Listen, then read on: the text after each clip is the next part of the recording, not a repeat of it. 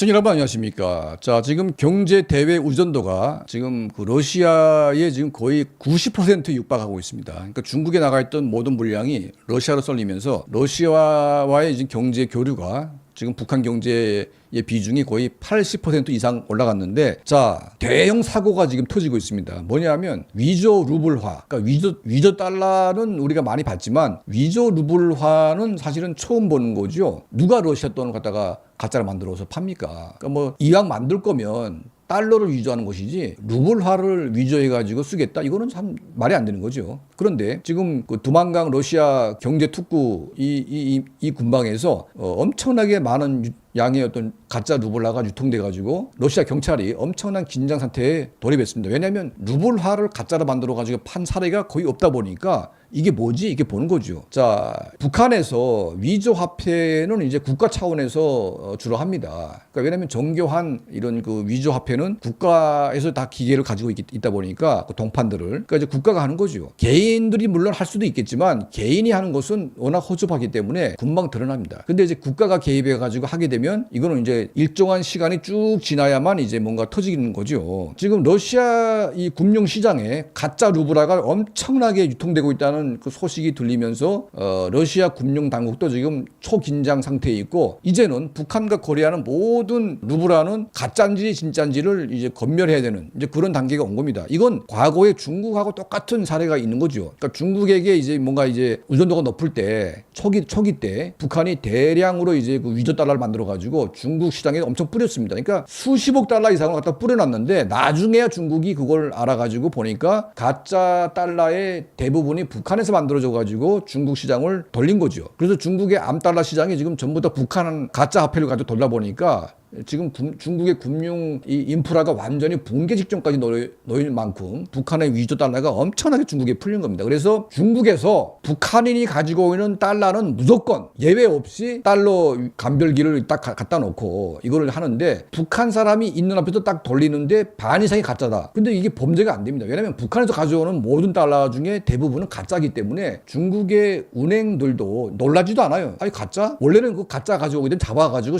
치줘야 되는데 워낙 이게 일반화되다 보니까 그냥 가짜라고 그냥 다 보내는 거죠, 그냥. 자, 그 정도로 이제 북한의 그 위조 달러 사태가 중국에 엄청난 파급을 일으켜가지고 이제는 북한인들이 가짜 달러 가지고 중국에서 장난치기는 거의 불가능해졌습니다. 왜냐하면 북한인이 주는 달러는 무조건 북한인과 중국인이 같이 중국 은행에 가가지고 중국 은행에서 감별을 받아야만 진짜인지 아닌지가 확인되고 그 확인된 달러만 이제 인정이 되는 거죠. 자, 그러다 보니까 이제는 중국 땅에서 암달러 시장에 가도 100%입니다. 북한인이 가져온 달러는 100% 가짜이기 때문에 받지도 않습니다. 자, 이제 가짜 위조 화폐 시장이 거의 죽었는데 갑자기 이게 러시아로 넘어간 겁니다. 그래서 러시아도 경제 규모가 꽤 크지요. 상당한 큰 규모의 경제를 움직이고 있고, 그리고 이제 북한과 러시아 간에 엄청난 교역이 지금 발생하고 있지 않습니까? 그리고 이제 엄청난 양의 그 현금이 이제 루블화에서 달러로 교환돼 가지고 북한에 송금되고 있는데, 자, 이 틈새 시장을 또 이제 북한의 사기꾼들이 활용을 하는 겁니다. 그러니까 김정은이가 허락했겠죠. 왜냐면 엄청난 양의 그 루블화가 이제 그걸 만들어져 가지고 러시아 시장에 돌리다 보니까 왜 이걸 하냐? 북한이 지금 경제난이 굉장히 심각합니다. 달러 환율이 1달러에 8만 원 선까지 올라갔기 때문에 북한 경제가 곧 붕괴될 직전에 지금 놓이다 보니까 똥오줌 가릴 새가 없는 겁니다. 그러니까 어떤 수단과 방법을 다 동원해서라도 돈을 벌어야 되는 입장이기 때문에 지금 엄청난 양의 규모, 그러니까 아마 수억 달러 이상의 그 루블화를 갖다 가짜로 만들어 가지고 러시아 시장에 돌렸는데, 처음에는 이제 큰 문제 돌다 보니까 막 풀렸는데 나중에 러시아 은행이 그걸 보다 보니까 이제 가짜가 너무 많으니까 이게 감별해 보니까 완전히 이제 북한인들이 가지고 오는 루블화는 거의 가짜다. 자, 이래 가지고 지금 똑같은 패턴이 지금 반복되고 있습니다. 중국에서 했던 것처럼. 그러니까 지금 푸틴이 거의 김정은이한테 뒤통수 맞은 거죠. 지금 뭐 그 러시아에 붙어가지고 엄청나게 돈 빨아가지고 지금 다 했는데 가짜 루블화를 대량으로 러시아에 유통시켜가지고 돈을 싹 뽑아먹으니까 푸틴이 이거 얼마나 열받겠습니까? 그러니까 물론 김정은 정권은 개인이 뭔가 했겠다고 둘러치겠지만 지금 러시아 당국은 지금 이거는 정권 차원에서 뭔가 엿먹이려고 하는 것이 아닌가 하는 의심을 가질 수밖에 없는 겁니다. 개인 비리가 아니고 국가적인 이제 범죄로 보는 거죠. 그리고 지금 가짜 루블화를 통해서 대규모의 모인율을 지금 그 러시아로부터 좀 북한에 들어간 상태이기 때문에 러시아는 거의 가짜 가지고 지금 가짜로 다 지금 뺏긴 거 아니겠습니까? 러시아 금융 금융시장이 혼란스럽게 되고 가짜 돈에 의해서 진짜 물품이 지금 북한에 들어갔으니까 이 사태를 수습하기 위한 지금 양국의 공조가 있다고 하는데 북한은 국가 차원에서 했기 때문에 이걸 인정하고 싶지 않지만 러시아는 지금 이게 개인이 한 건지 아니면 국가가 한 건지 조사를 해봐야 되니까. 근데 뭐 러시아의 푸틴이나 김정은이나 불법을 일삼는 것은 거의 뭐 동급이기 때문에 서로가 보는 거죠. 아, 이 김정은 이놈이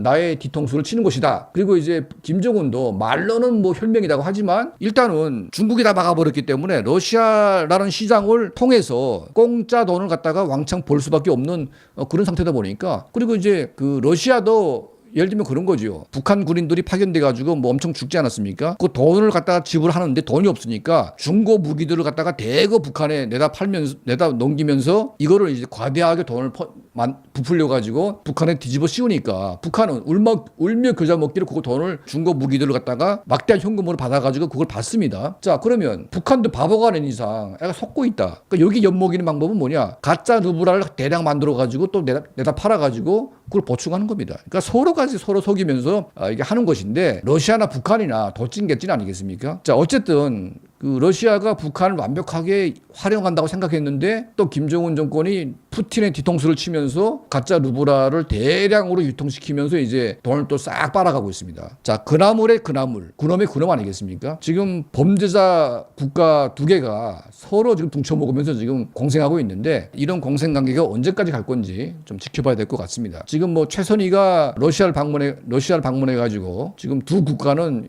거의 혈맹 관계로 동맹 관계로 가고 있다 이렇게 주장하고 있는데 이거는 전쟁까지만 가능하겠다. 그리고 이제 실제 내부에서 벌어지고 있는 이 범죄적인 행위들은 결국은 두 국가가 서로 같이 갈 수 없는 단계로 갈 수밖에 없다. 왜냐하면 중국이 똑같이 당했고 똑같이 지금 그렇게 손절했기 때문에 러시아 역시 뒤늦게 그걸 알게 되겠지만 북한 김씨 정권으로부터 엄청나게 뒤통수를 당한 다음에야 그걸 알게 되겠죠. 자, 지금 때 아닌 가짜 루블라 창궐로 인해서 러시아 당국이 지금 초긴장 상태에 있고 이 사태를 지금 북한의 소행으로 보고 있고 이걸 잡기 위해서 지금 러시아가 지금 엄청난 지금 인력을 투입해 가지고 금융시장을 감시하고 있다. 자, 이 소식을 여러분께 전달해 올립니다. 저희 채널 항상 시청해 주시고 또 도움을 주시는 우리 모든 분들께 진심으로 감사드립니다.